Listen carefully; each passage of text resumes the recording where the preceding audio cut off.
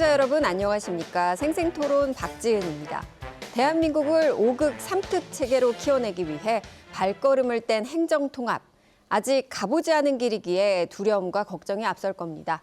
이런 걱정을 내려놓게 하는 건 철저한 준비겠죠. 여야 모두 통합 이후 통합특별시의 재정과 권한을 닫는 큰 그릇인 법안을 마련해 국회에 넘겼고 이달 26일까지 국회 본회의 통과를 목표로 빠르게 달리고 있습니다.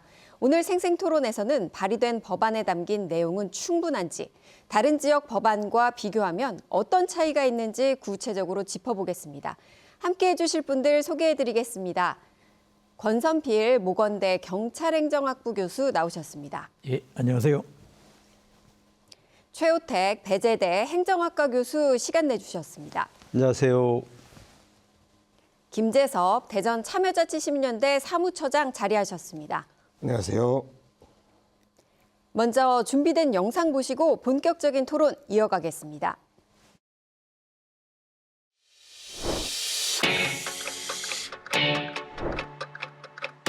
수도권에서 몰수록 더 두텁게 또 더 과감하게 지원한다는 대원칙을 바탕으로 교통 등 인프라 정비에 속도를 내고 또 공공기관 이전 준비도 서둘러야 되겠습니다.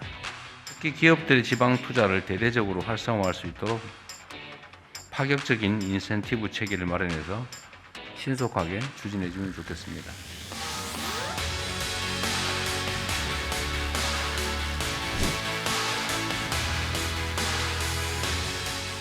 꼬리표 달려서 내려오는 것이 아니라 대전특별시에서 대전특별시의 발전 비전을 갖고 충분히 쓸 수 있는 내용이라고 보시면 될 것 같고요.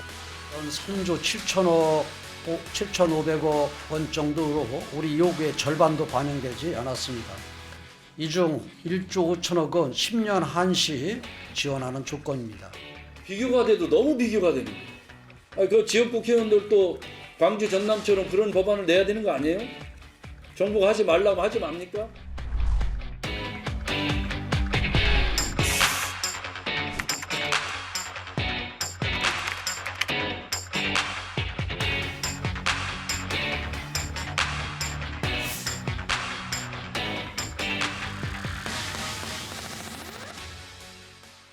충남 대전 통합특별법이 발표되고 이를 둘러싼 논의가 본격화되면서 이 시민들 사이에는 기대와 함께 여러 우려와 해석들도 뒤섞여 나오고 있습니다.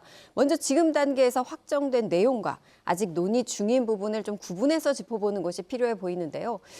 여러 커뮤니티에 나온 그 내용들을 좀 보여드리겠습니다. 저희가 이 커뮤니티 내용을 좀 살펴보면 여기 보니까 통합되면 주청사가 충남으로 갈 것 같다. 그리고 또 내포, 홍성 통합해서 일청사를 만들려고 준비 중이다. 이런 시민들의 글들 먼저 어떻게 보고 계시고 뭐가 사실이고 뭐가 아직 결정되지 않은 부분인지 짚어보면 좋을 것 같습니다. 권 교수님, 이 내용 좀 어떻게 보십니까? 예, 청사 문제에 대해서 관심 있는 분들이 많이 있으신 것 같은데요. 사실 지금 대통령뿐만 아니라 지금 세종에도 정부청사가 이미 와 있어서 예. 두 군데에 왔다 갔다 하면서 얼마든지 일을 할 수 있다라는 얘기가 되고 있고요. 기업은 사실 청사 없이 사무실 없이도 이미 운영되는 이런 상태까지 갔기 때문에 청사 문제를 얘기하는 거는 이 공간에 대한 건물에 대한 관심인데 사실 이거는 시대에 맞지 않고 또 앞으로 운영 방식도 청사 중심으로 운영 방식은 벗어나야 된다고 생각하거든요. 현장 중심으로 가야 된다고 생각하면은 이건 앞으로 방향이 또 맞지 않는 거라 뭔가 이제 오해하시는 거하고 다른 데 관심이 있으신 것 같아요. 예. 근데 이게 왜 이런 관심들이 나오느냐 하면 사실 청사를 중심으로 부동산 가격도 오르고요. 이제 그렇기 때문에 여러 영향들이 좀 다양하게 미치는 부분 때문에 이제 좀 우려를 하시는 것 같아요. 그렇죠. 직접적으로 영향을 받는 피해를 받는다고 생각하시는 분들이 있어서 특히 청사 주변의 소상공인들의 경우에는 그렇습니다. 충분히 염려할 만한 얘기인 것 같습니다. 네. 그렇다면 이 부분은 좀 최우택 교수님 어떻게 보십니까? 예, 근데 이제 사실 청사 문제는 아마 지역 주민들 입장에서는 상당히 이제 예민한 문제일 수밖에 없습니다. 그러나 실질적으로 지역 주민들이 그 청사에 방문할 일은 거의 없는 거죠. 왜냐하면 우리가 이제 자치행정이라고 하는 것은 주로 이제 기초자치를 중심으로 해서 이루어지기 때문에 청사가 어디에 있느냐 그건 이렇게 큰 중요성은 아닐 것 같습니다. 그러나 이제 이런 정책을 추진을 할 때 아무래도 또 반대 의견을 무시를 못 하잖아요. 그러다 보니까 이제 어느 정도 이제 중립성을 취할 수밖에 없고, 그래서 대개 법안에는 그렇게 넣어놓죠. 그러니까 우리는 1청사, 2청사 지정하지 않겠다. 대전청사, 내포청사 해서 자치단체장이 번갈아 가면서 근무를 하면 된다. 이렇게 이제 사실은 좀 둥글둥글하게 법을 만들 수밖에 없는 것이 현실일 것 같고요. 아마 또 이제 걱정하시는 것은 이제 특히 공무원들이 걱정을 좀 하실 것 같아요. 그렇죠. 만약에 통합이 되면 대전 사시는 분은 혹시나 저쪽 태안 가서 근무하는 거 아니야? 뭐 이런 걱정들이 많을 것 같은데, 그것도 사실은 이제 이 특별법안에 담겨져 있는데요. 그러니까 지금 현재 근무하고 계시는 분들은 대전에서 근무하면 대전에서 근무하면 되는 거고요. 또 내포에서 근무하시는 분 내포에 근무하면 되는데, 다만 이제 4급 이상 고위 관료들 있지 않습니까? 이분들은 이제 관리를 해야 되니까 아마 이분들의 이동은 불가피하게 일어날 것 같고, 또 하나는 이제 지금 통합 이후에 새로 들어오는 공무원들 있지 않습니까? 이분들은 통합된 걸 알고 왔기 때문에 아마 그분들의 이동은 불가피할 것이다, 이렇게 보여집니다. 네. 그러면 저희가 아까 그 커뮤니티를 잠깐 보여드렸는데 거기에 나온 대로 이 내포청사가 주청사가 된다. 이런 내용은 그런 팩트가 아닌 것, 사실이 아닌 걸로 보면 되는 거죠. 현재로서는 사실이 아닌 거고요. 그래서 이제 대안 중에 하나가 그런 거예요. 그러니까 대전하고 내포를 쓰면 그러면 자치단체장이 한 곳에 머무르는 게 부담스러울 테니까 그 삼각지 중간 지점점에 집무실을 따로 하나 조그맣게 만들어서 거기에서 거주를 하시면서 필요에 따라서 내포 갔다가 필요에 따라 대전 갈 수 있는 이제 그런 그 시스템을 갖추고자 또 얘기를 하시는 분들도 있는 것 같습니다. 네. 그리고 또 지금 시민들의 우려 중에 하나가 보니까 대전이 뭐 5개 구로 쪼개지고 대전이 이 광역시의 지위를 잃게 된다. 이런 우려들도 많이 하고 있고 이것이 마치 사실인 것처럼 퍼지고 있는데 김재섭 사무처장님 이 부분은 좀 어떤 것이 사실이고 어떤 것이 아닙니까? 지금 제출된 양당의 법안에 근거하면 사실이죠. 네, 사실이고요. 대전광역시 지위는 해체되는 게 맞는 겁니다. 그래서 양 법안에서 그것을 일종의 보완한다는 명분으로 뭐 광역생활권 지정이나 이런 것들을 언급해 놓긴 했는데요. 그것이 어떻게 구현될지는 아직 뭐 미지수인 상황이기 때문에 대전광역시가 해체된다는 말은 사실이고요. 두 번째는 아까 말씀하신 것 중에 청사 문제도 법적으로 일단은 법률적 주소지는 있어야 됩니다. 그래서 뭐 어떤 일종의 주청사라고 불리우는 곳은 존재해야 합니다. 그것이 어디가 될 거냐는 양당 법안에서 모두 밀어놨다라는 점에서 시민들의 불안하는 이유는 저는 그것이 실제 내가 갈 곳이냐 아니냐 이런 게 아니라 상징성이잖아요. 청사의 문제는. 그런 측면에서 기존의 상징성이 없어진다라고 하는 두려움으로 해석해야지 그런 측면에서 그 두려움 자체는 합리적이죠. 다만 그것이 얼마나 지역 경제나 주민의 삶에 영향이 있을 거냐에 대해서는 의견 차이가 있을 수 있으나 뭐 그거 자체가 아예 뭐 없는 얘기다 이런 얘기는 좀 잘못됐다 봅니다. 네. 그 부분 저도 공감하는 부분인데요. 사실 이제 세대가 좀 저희 세대는 저희는 충남에서 태어나가지고 대전에 들어온 그런 세대고 그러다 보니까 이게 전혀 그런 감각이 없었는데 저도 이야기를 들어보니까 대전으로 바뀌고 나서 태어난 세대가 30대 초반부터 이미 대전 시민으로 성장을 했더라고요. 그러니까 대전 시민으로 정체성을 분명히 갖고 있어가지고 그 부분에 대해서는 사실 기성세대나 지금 세대가 잘 이해 못하는 부분이 있는 건 분명히 있는 건 확인은 저도 했습니다. 인정해야 될 것 같고요. 그 부분을 어떻게 다룰 건가는 좀 고민이 필요한 부분인 것 같습니다. 그래서 이제 민주당 안을 보면 이제 통합시가 충남 대전 특별시 이렇게 되어 있잖아요. 그리고 이제 약칭을 뭐 대전 특별시로 이렇게 하겠다 해놓고 그러면 예를 들어서 대전 서구는 어떻게 명칭을 하느냐. 거기에 지금 안을 보니까 충남 대전 특별시 대전 서구 이렇게 명칭이 돼 있더라고요. 근데 이제 그거는 제가 볼 때 이제 대전시가 광역시의 지위를 잃기 때문에 사실 이제 상징적으로 그걸 넣어놓는 거 아닙니까? 그런데 제가 봤을 때는 지금 이제 구의 의미가 그러니까 예를 들어서 뭐 대전이라고 하는 그 바운더리 안에서 구의 의미가 있는 거지 이제는 이제 큰 통합 특별시가 됐기 때문에 사실은 구의 의미는 그렇게 크게 없을 것 같습니다. 그래서 이것도 차후에는 이제 자치시로 발전하는 것을 논의를 해야 되지 않을까 뭐 그런 생각을 좀 가지고 있습니다. 네, 김재섭 처장님, 저 궁금한 게 있는데 그렇다면 이 정치권이 어느 정도 정리를 해놓고 시민들에게 알리고 가는 방법도 있을 텐데 굳이 이렇게 밀어넣은 데는 어떤 의미가 담겨 있다고 보세요? 일단은 설득할 시간이 부족하다고 생각하는 것 같고요. 아까 뭐 CG에도 나왔지만 56일 만에 급진전되면서 사실상 법안 자체들은 논란을 회피하기 위한 여러 장치들이 들어가 있습니다. 근데 그러다 보니까 시민들 입장에서는 뭐 어떻게 될지 모르는 계속 미지수 상태에 있는 거고 이 미지수의 상태가 사실상 뭐 시청으로 본다면 본청으로 본다면 그 선거 통합시장을 뽑고 나서도 불안해해야 되는 이런 상황이 있다 보니까 정치권에서는 지금 당장의 법안 통과를 위해서 조금 미루고 있다 이렇게 보여집니다. 네, 지금 그 김재섭 사무처장님은 이런 얘기를 하셨어요. 논란을 회피하기 위한 장치들을 법안에 너무 많이 마련해놨다. 이 부분에 대해서는 어떻게 보십니까? 논란은 당연히 있는 거고요. 사실 지금 이미 시작이 됐거든요. 계속 진행 중이고 다만 이제 이거는 분명하죠. 이 논란을 어떤 식으로 해결할 건가라고 하는 과정과 거기에 누가 참여해서 어떤 식으로 할 건가에 대해서는 이미 나와 있는 거거든요. 지금 국회에서 논의를 하고 있으니까 국회의원들이 결정을 하는 거고 국회의원이 자신 없으면은 뭐 입법에서 말씀하신 것처럼 안 들어가거나 다른 식으로 미뤄둘 거고요. 그 다음 단계 가면 시장 선거에서 또 시장들이 얘기할 거거든요. 이걸 어떻게 해결할 건지.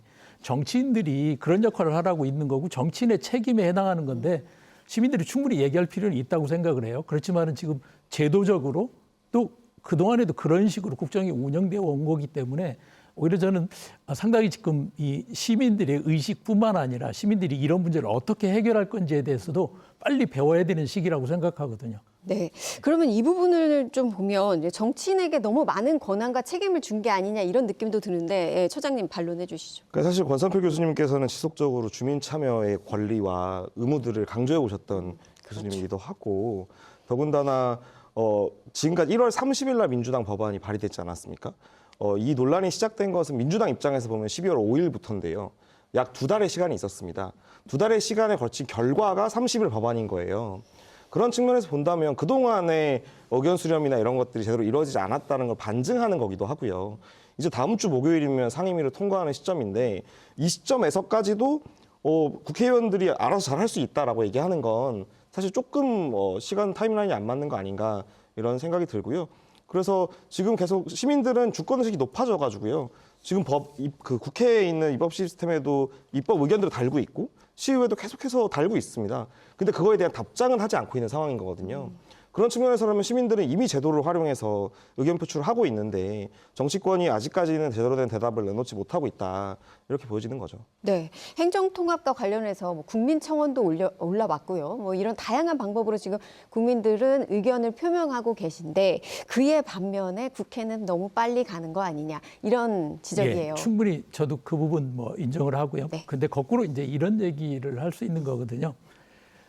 국민 개개인이 하는 거랑 지금 제도는 그거를 반영하기 위해서 이미 제도는 일정한 정도의 숫자를 확보하는 걸 다 요구를 하고 있어요.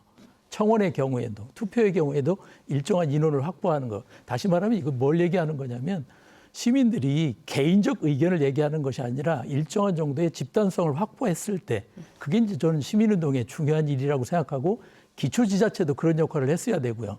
근데 지금 그 역할을 전혀 못하고 있었거든요. 아까 말씀하신 것처럼 대통령이 얘기했다고 해서 진행된 게 아니고 그 사이에도 사실은 기초지자체나 정당들이 주민들, 시민들의 의견을 계속 좀 모아가지고 의견을 이렇게 모으는 그러니까 집단적 의견을 만드는 절차를 가졌어야 되는데 사실 이 부분이 우리가 시민 역량이나 제도 역량이 부족하다고 생각하는 게 이 부분인 거예요. 근데 이게 개인적 의견으로 자꾸 확산만 되지 이걸 모아가는 절차, 모아가는 방식, 방법 이런 게 너무 취약하니까 아까 말씀하신 가짜뉴스라든가 팩트체크가 안 되는 것도 맞습니다. 자기가 갖고 있는 의견을 10명한테만 세대와 다른 사람들, 자기와 다른 의견을 갖고 있는 사람하고 10명한테만 얘기해봐도 이게 어떤 문제가 있는가 알 수 있는데 그런 걸 안 하고 그냥 바로 올려버리거든요. 이게 시스템에 올라와 있는 문제도 상당히 지금 그런 똑같은 얘기만 반복되고 있지 이게 정리를 못하고 있는 게 현실이라는 것도 같이 생각해 볼 필요가 있는 것 같습니다. 네, 정말 좀 맞는 지적이신 게 이 기초자치단체나 정당이 이런 의견들을 모아서 수렴해서 전달하는 과정을 거쳤어야 되는데 이 부분이 미흡한 게 아니냐 이렇게 얘기를 하셨어요. 근데 지금 속도는 내고 있는 과정에서 그렇다면 우리가 비판을 하기보다는 대안을 내놔야 돼요. 그렇다면 어떤 절차들이 좀 필요할지 그리고 그것에 대한 한번 생각해 보셨습니까? 예, 그 두 가지 사실 이번 새로 만드는 법안에도 꼭 들어갔으면 하는 법안 중에 법 내용 중에 이제 그런 제안을 계속 드렸는데 저는 이미 초기부터 이런 얘기를 했었는데 시민들이 이런 걸 이야기할 수 있는 시민의회 같은 걸 좀 만들어줬으면 좋겠다. 그리고 예. 시민의회를 작게는 동단위부터 시작해서 기초자치단체에서 네. 시민의회를 만드는데 이 시민의회가 바로 공론화 기구거든요. 지역에 50명, 100명 정도로 인구 또는 성별이라든가 연령 이런 거를 대표성을 갖는 걸 만들어 갖고 그 안에서 이야기를 하면 사실 3시간 동안만 얘기해도 이런 거에 대해서 정리가 되더라고요. 이제 그런 활동들이 더 많이 있는 게 필요하다라는 거를 이번에 경험을 하고 있고요. 네. 어쨌든 지금 시간이 없는데 지금이라도 그런 거를 좀 법안에 넣어줘 가지고 네. 진행을 했으면 좋겠고 이 부분을 그 정당들도 지금처럼 이렇게 타운홀이라고 해서 일방적으로 전달하는 식이 아니라 주민들이 참여해서 공론화를 할 수 있는 논의를 할 수 있는 장을 만드는 게 필요한데 아직 그런 접근을 못 하고 있는 것이 아쉬운 부분입니다. 네. 예, 제가 뭐 부연 설명 아니면 조금 이제 다른 의견을 말씀드릴 수 있는데요. 사실 그동안에 이제 그 국민의힘 주도로다가 이것이 이제 오랜 시간 동안 준비가 되어 왔었고, 그래서 이제 법안을 만들어서 이제 국회에 송일종 의원이 제출을 해놓은 상태였습니다.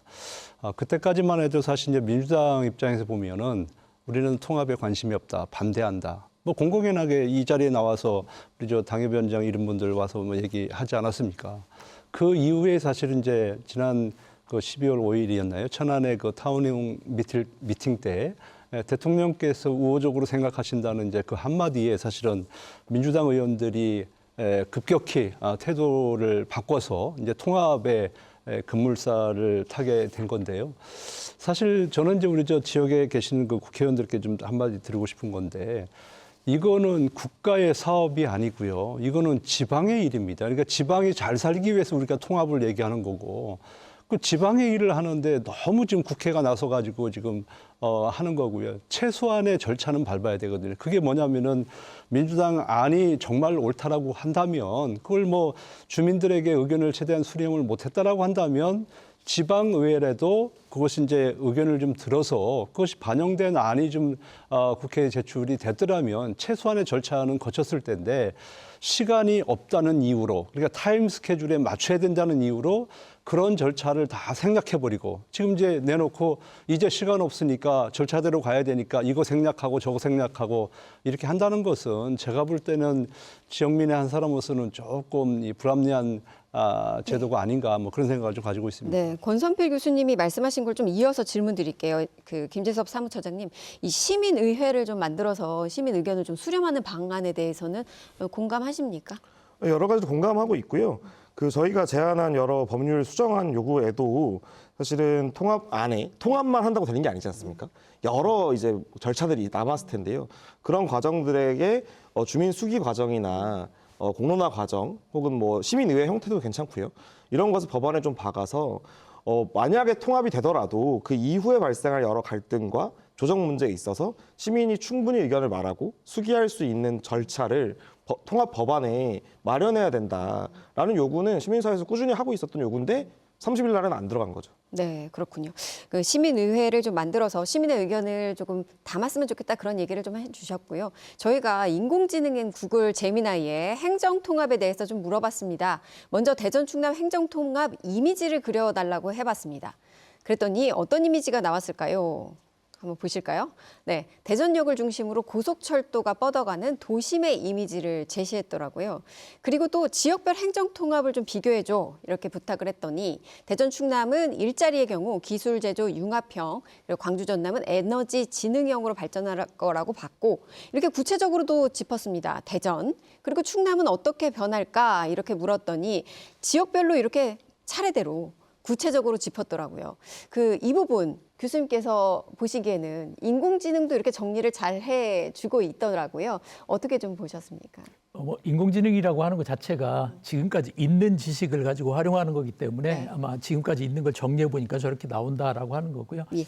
사실은 되게 위험한 부분이거든요.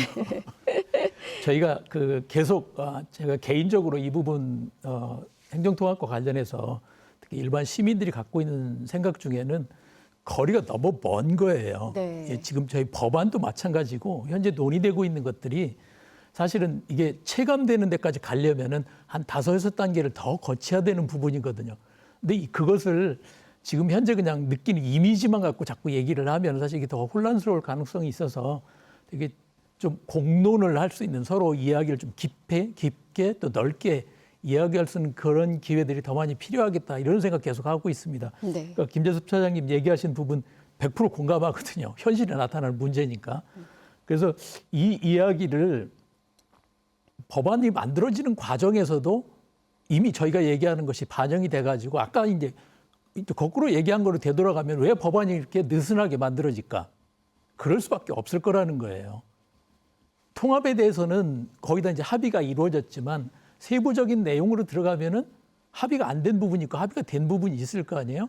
그거를 정리하다 보면은 느슨하게 만들어질 수밖에 없을 거라는 겁니다. 세게 들어갈 수가 없는 거죠.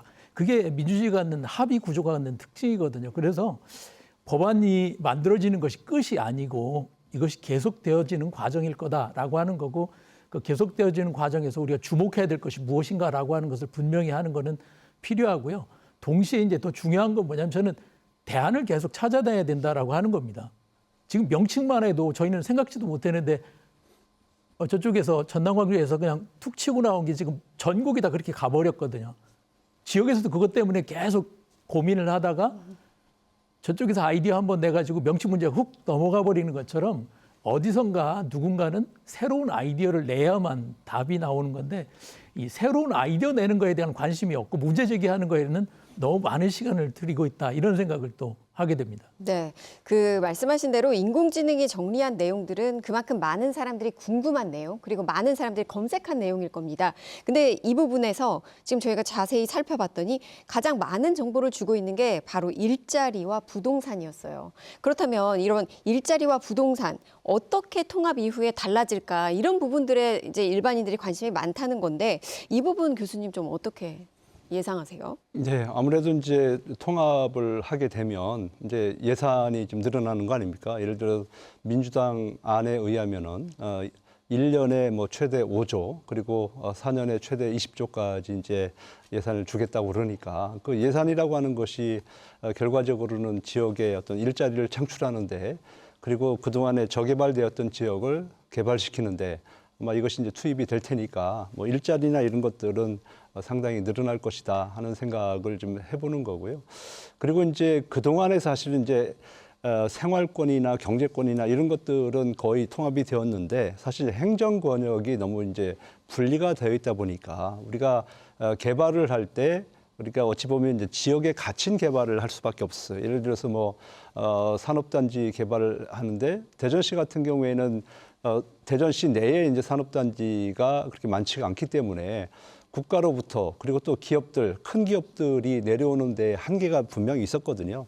그러나 이제 행정권역을 통합하게 되면 이런 뭐 국가 산단이라든지 산업단지 이런 것들의 규모가 상당히 커질 수 있기 때문에 이제 그런 부분에서 상당히 많이 이제 일자리도 창출될 수 있고 지역 경제도 활성화될 수 있기 때문에 그런 부분은 뭐 장점으로 작용할 것 같습니다. 네, 그러면 이 세 분 모두 일자리와 부동산에 있어서는 행정통합이 긍정적인 영향을 줄 것이다 동의하십니까? 꼭 그렇지는 않다고 생각합니다. 그러세요? 이 부분도. 네, 예. 권 교수님. 저는 그 일자리 문제에 대해서 접근하는 것 자체가 이 행정통합 문제를 저는 개인적으로 그냥 행정통합 문제로 보는 게 아니라 지역의 운영 패러다임이 바뀌는 거라고 보거든요. 네. 근데 그 중에서 이제 그 지역의 새로운 성장 엔진을 만드는 것이 필요하겠다라고 하는 이 관점에서 접근을 하면 사실은 소위 얘기하는 21세기형 일자리 또 특히 중요한 것 중에 한 가지 저는 인구 소멸 시대에 만든 일자리가 필요한 거거든요. 한쪽에서는 청년들을 위한 일자리가 필요하지만 반대쪽에서는 고령화된 사회에 적응하기 위한 돌봄 일자리 같은 것이 필요한데 예. 기존의 양쪽 다 이게 가장 심각하게 겪고 있는 충남도 이걸 제대로 못하고 있었고요. 반대로 대전의 경우에도 일자리에 대해서 보면은 21세기형 일자리를 준비해 왔나 그렇지 못했거든요. 이걸 합치는 과정을 통해서 좀 패러다임 자체도 일자리에 대한 관점이나 생각도 바뀔 수 있는 그런 계기가 됐으면 좋겠다는 생각을 계속 하고 있거든요. 그래서 그동안에 이 부분 해결하지 못한 많은 문제를 가지고 새롭게 이 광역을 새로 구성하면서 일하는 방식, 우리가 해결해야 될 문제도 다시 한번 정리해보는 그런 시기가 되면 좋겠다 이런 생각을 하고 있습니다. 네. 그 일자리 관련해서는 사실은 이제 제일 중요한 것 중에 하나가 교통입니다. 광역교통을 얼마나 촘촘하게 하느냐.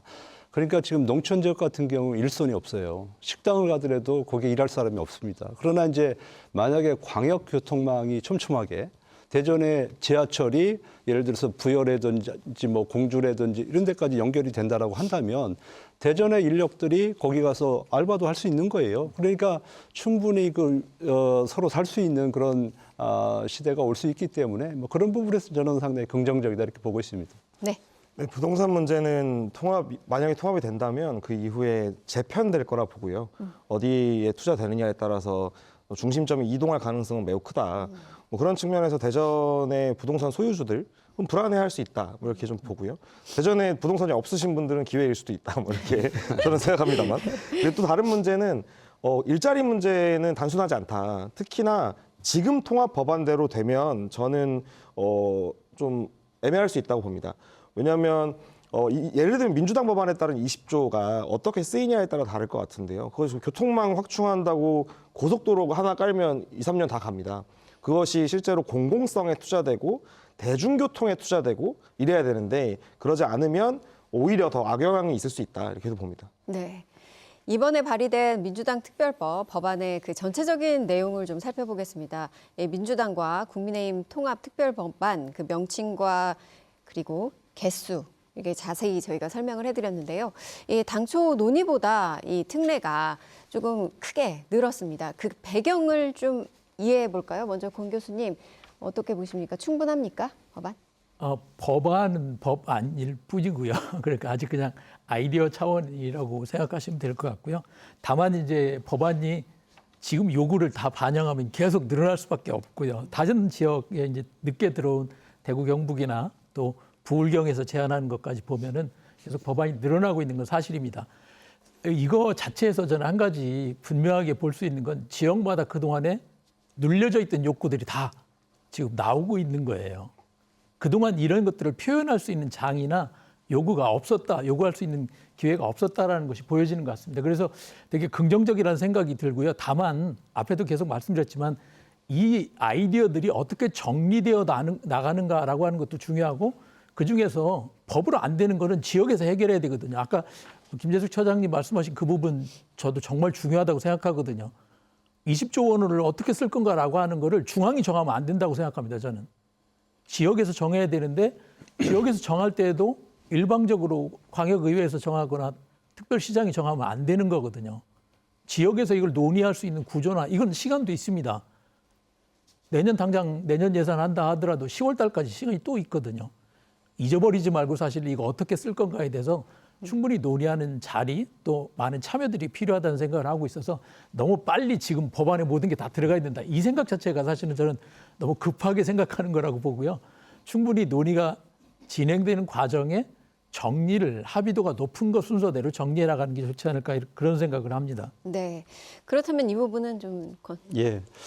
처음에 이제 국민의힘안이 나왔을 때 그때 우리 박정현 시당위원장께서 어떤 얘기를 하셨는가 하면 온갖 좋은 거 다 갖다 놨다. 이렇게 얘기를 하면서 좀 비판을 많이 했거든요. 근데 지금 보니까 민주당안은 더 많습니다, 사실은. 온갖 좋은 게 더 많은데, 근데 중요한 게 이제 법안의 가지수관이나요. 얼마나 우리가 먹을 만한 반찬이 있느냐. 그게 이제 핵심인 것 같아요. 그러니까 그 얘기는 결국 중앙정부로부터 재정과 권한을 얼마나 가져오느냐. 그리고 이것이 강제조항이냐 임의조항이냐. 이게 핵심인 것 같아요. 근데 지금 국민의힘 안과 또 민주당 안을 비교를 좀 해보게 되면 대부분 국민의힘 안 같은 경우에는 강제조항이 많고요. 민주당 안은 임의조항이 너무나 많습니다. 그렇기 때문에 과연 이렇게 통합이 되어서 그 법이 통과가 된다 할지라도 사실은 지역 입장에서 보면 그렇게 나이스한 법안이 아니기 때문에 큰 성과를 기대할 수가 없습니다. 그래서 차제에 이제 이것이 이제 뭐 그 행안위에서 논의하고 하는 과정 속에서 정말로 우리 그 똑같은 법안을 제출한 광주 전남 같은 경우에는 오히려 대전 충남에서 발의한 이 국민의힘 안하고 비슷해요. 대동소이합니다. 권한이나 뭐 재정이나 이런 것들이 대동소이하게 거기에 좀 적시가 돼 있기 때문에 좀 거기에 맞춰서 뭐 맞춘다는 표현은 좀 뭐합니다만은 그 정도 수준에서 강제성을 좀 담을 수 있는 그런 법안을 만드는 것이 중요하다. 그런 말씀 좀 드리겠습니다. 네, 이 같은 날 광주 전남 역시 이 행정통합 특별법을 발의했는데요. 예, 지금 말씀하신 대로 광주 전남 그리고 충남 대전을 좀 비교를 해보면 이 특별법이 어떤 차이가 있는지 좀 구체적으로 짚어보려고 하는데 이 부분 그 김재섭 사무처장님은 좀 어떤 차이점 보셨습니까? 두 개만 놓고 본다면요. 광주 전남 쪽이 뭘 하고 싶은지는 명확한 것 같아요. 원하는 게 뭔지가 드러난다. 네. 뭐 이런 측면에서는 뭐 찬반을 떠나서 느껴지는 것 같고요. 그러다 보니까 사실은 어떻게 보면 누구는 과도하다고 느낄 요소들도 있고 누구는 뭐 속 시원하다 이렇게 느낄 요소도 있는 것 같습니다. 근데 그에 비해 대전 충남 같은 경우는 조금 뭘 하고 싶은 건가가 사실 좀 드러나진 않는 것 같다. 이런 부분에서 뭐 예를 들면 특례시에 관한 특례 같은 것도 있거든요. 그것도 있고 갑자기 공주의대가 갑자기 툭 튀어나오고 그래서 좀 정확하게 이걸 통해서 구현하고 싶은 사회상이라고 하는 것, 행정통합에서 기대하는 효과, 우리가 그 지역이 원하는 것이 무엇인지 이런 것들이 조금 워낙 조항이 많다 보니까요. 시민들 입장에서는 조금 간결하고 좀 명확하게 전달될 필요가 있는데 그것이 조금 부족한 것 같다 이렇게 느껴집니다. 네, 그 이장우 대전시장은 지역차별법이라고 강도 높게 비판하기도 했고 이에 대해서 이 박정현 민주당 대전시당위원장은 이 특별법안에 대한 우려는 단지 우려일 뿐이다. 이제 법안의 키가 맞춰질 것이다 이런 발언을 하기도 했습니다. 직접 한번 들어볼까요? 이렇게 엉성하게 만들어 놓고 또 전남과 광주하고 비교할 때도 반 이하로 이렇게 권한도 없이 내려놨어요. 광주 전남에서 100개의 특례가 있는데 대전 충남에서 50개의 특례를 받는다 하면 여러분들 가만히 있으시겠어요? 저부터 옷 벗어야 되겠죠. 네, 이렇게 좀 입장이 달라 보이는데요. 권 교수님, 이 듣고 나시니까 어떤 식으로 좀 설명을 해야겠다 싶으셨습니까? 예, 그 입법 과정이고요. 국회에서 국회의원들이 논의를 할 겁니다. 그 국회의원들이 논의할 때 사실은 이 문제가 이제 두 가지 다른 관점이 있는데요. 하나는 지금 광주 전남하고 우리 충남 대전 비교하듯이 지역 간 균형 문제가 분명히 있을 거예요. 또 다른 부분은 뭐 저희가 전혀 이 얘기는 안 하고 있는데 기재부 행안부처럼 중앙부처가 이걸 어떻게 보는가라고 하는 사실 이게 보이지 않는 그 압력이고 점검하는 제도적으로 이게 실제 가능한가라는 것을 체크하는 게 있을 겁니다. 그래서 이걸 체크하는 과정에 실제 무엇이 가능한지라고 하는 법안이 정리가 될 것 같습니다. 그렇지만 또 하나 이제 사실 우리 지역에서도 계속 논란이 되고 있는 건데 앞에도 잠깐 저희가 얘기했지만은 이 법안대로 한다고 하더라도 지역 내에서 대전하고 충남 사이의 균형 문제라든가 도시와 농촌 사이 문제라든가 이런 지역 내의 균형도 또다시 문제가 되거든요. 바로 그런 부분이 정치적 과정이 필요한 겁니다. 서로 협상하거나 합의하는 과정이 필요하거든요. 뭐 정당이니까 충분히 얘기하시고 세게 얘기하실수록 좋습니다. 그래야 명확해지거든요. 지금 충남 대전안하고 지금 광주 전남 비교한 것도 우리 국민의힘이 한 안을 명확하게 전체 큰 그림에서 비교해 보면 이 정당들이 무엇을 추구하고 있나가 명확하게 그림이 나와요. 사실은 개별 조문보다 그 그림들을 한번 보시면 좋겠습니다. 충남 대전의 민주당 안을 보면은 이쪽은 정부랑 같이 일을 하다 보니까 제대로 못하는 게 많아요. 그건 어쩔 수 없는 것 같습니다. 여당이다 보니까 여당으로서 전국을 같이 보면서 하는 그래서 좀 한쪽에서 보면은 색깔이 없이 그렇게 나오는 게 분명히 있는 것 같고요. 지금 국민의힘에서 낸 초안 같은 경우에는 분명히 분권에 대한 요구, 특히 재정에 대한 요구 분명히 있고 예. 또 다른 개발에 대한 요구도 분명히 여기 들어가 있어요. 예. 이쪽 정당은 이런 흐름을 갖고 있구나라는 게 나타나고요. 광주 전남은 좀 흥미로운 게 저는 광주 전남은 김 처장님 얘기하신 것처럼 정확하게 자기들 뭐 하고 싶은가를 정확하게 요약을 해서 제시를 하고 있더라고요. 특히 그 부분이 지역 경쟁력이라든가 그다음에 기본사회처럼 색깔 있는 걸 요구를 했어요. 예. 그래서 이 법안에 보니까 그 지역의 지금 정치 세력들이 어떤 가치관을 갖고 있는지, 미래를 어떻게 보고 있는지, 지역에서 무슨 일을 하고 싶은지가 명확하게 드러나서 저는 개별 조항보다 이런 것들을 좀 비교해 보시면 좋겠다, 그런 생각을 하게 됐습니다. 네. 그렇기 때문에 법안이 어떻게 보면 행정통합이라는 내용을 담는 그릇이 되잖아요. 그렇기 때문에 이 국민들도 시민들도 관심을 가지고 말씀을 계속 하시는 것 같아요. 그래서 정치권도 이에 대한 분명한 답을 해줘야 될 것 같은데, 그렇다면 사무처장님은 좀 이 부분에 대해서 비교해 봤을 때 우리가 이런 부분은 좀 더 넣어야 한다라고 하시는 점 있었습니까? 그러니까 광주 전남의 이제 그 사회 공공성에 대한 하락하지 말아야 된다는 표현도 존재하고요. 또 의료나 복지에 대한 부분도 언급이 됩니다. 근데 이런 부분이 좀 대전 충남에 부족하거든요. 그래서 예를 들면 시민의 복지나 공공성이 통합으로 인해서 하락하면 안 된다라고 하는 그런 조항들, 그런 곳에 우선적으로 재정이 투여돼야 한다는 조항들 반드시 필요할 것 같고요. 그리고 또 하나는 지역 간 차별 문제. 지금 이미 대전과 충남 사이에 서로에 대한 적대감들이 생겨나고 있거든요. 이 통합으로 인한 훨씬 더 사회적 비용이 훨씬 더 커질 수 있기 때문에 그런 것들을 어떻게 조정해 나갈 것인지에 대한 지역 간 균형, 지역 내에서의 균형에 대한 문제가 반드시 좀 포함되어야 한다. 이렇게 보고 있습니다. 네. 하나만 더 말씀드리면 예. 사실 양당 모두 지나친 개발 욕구가 너무 많이 포함되어 있어요. 예를 들면 시장, 통합시장이 지자체장과 협의한 것만으로도 44개 조항의 인허가를 한 것으로 본다라고 하는 조항까지도 포함되어 있거든요. 이런 것들은 사실 지나친 난개발 우려가 있기 때문에 조금 좀 조절해야 되지 않을까 이렇게 보고 있습니다. 네. 그렇다면 최 교수님, 뭐 우리가 이게 충분한 재정과 권한 가지고 있냐, 그리고 이것들이 법안에 담겼느냐, 이런 부분에 대해서는 어떻게 답하시겠습니까? 그러니까 이것도 이제 비교를 할 수밖에 없을 것 같은데요.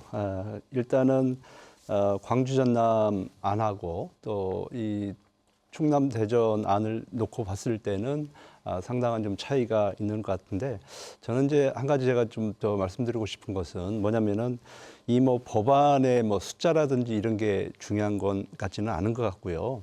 뭐 아까도 말씀드렸습니다만은 지금 이제 민주당 그 박정현 위원장 같은 경우는 이런 얘기를 해요. 우리는 정부 여당과 그리고 또 각 부처와 그 협력을 해서, 그러니까 상의를 해서 내는 아니다. 이게 이제 어찌 보면은 최종적으로 이대로 갈 가능성이 크다. 뭐 이런 얘기를 좀 하고 있는 거거든요. 근데 대통령께서는 아까 처음에 우리 시작할 때 그 수석 보좌관 회의할 때 그런 얘기 했잖아요.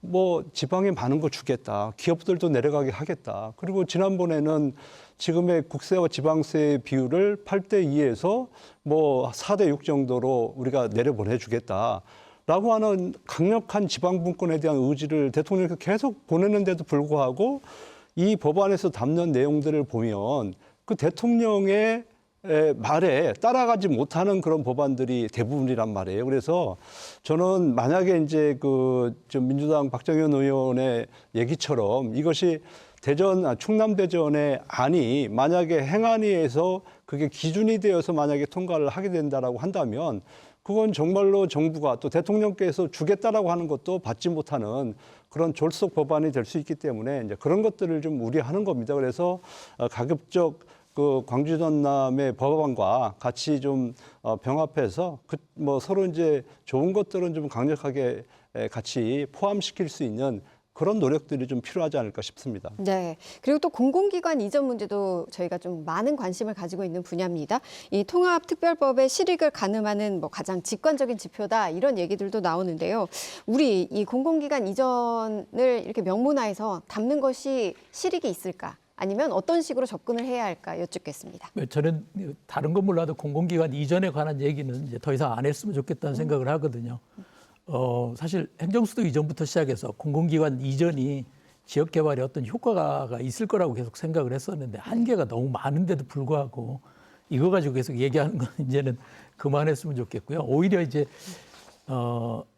지역이 스스로 어떻게 새로운 경제권을 구축하는데 그 안에서 지역이 어떻게 자생적인 경제권을 만들 건가라는 관점에서 고민하는 게 필요한데, 여전히 중앙에서 무엇을 갖고 올 건가라는 데 너무 많은 이야기를 하고 있다는 건 저는 근본적으로 지금 바뀌었으면 좋겠다는 생각을 하거든요. 지역 안에서 자생적인 경제 구조를 만들고 그 경제 구조의 효율성이 높아지면서 대외적인 경쟁력을 갖는 방향으로 가는 것이 원래 광역 통합의 기본 목적이었고요. 이게 1990년대부터 전 세계적으로 진행된 지역 경쟁력이라는 관점에서 접근을 했던 겁니다.